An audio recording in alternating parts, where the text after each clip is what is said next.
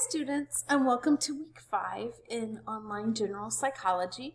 I hope that you had a great weekend and are ready for another week in psychology class.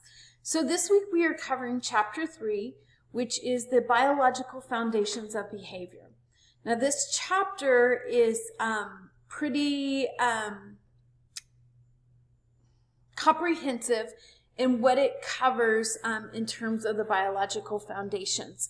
So you'll learn about the brain, you'll learn about the structures of the brain, you'll learn about the neurons, the neural networks, the endocrine system, your central nervous system and peripheral nervous system, and how all of those different parts work together to create every biological function, every behavior, every thought, the list goes on and on, that happens to you.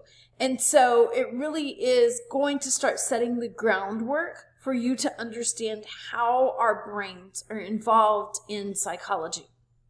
So as we move on to further chapters and I teach you about memory, or I'm teaching you about learning or psychological disorders, to understand those concepts of what's happening with learning or memory or even psychological disorders, you have to understand what's going on in the brain.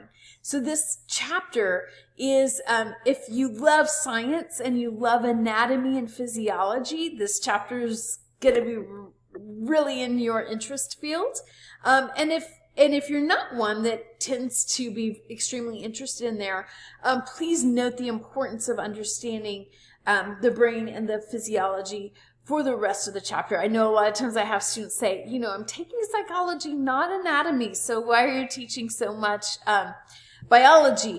And that's the reason why, so that you can understand the rest of what we're going to cover this semester.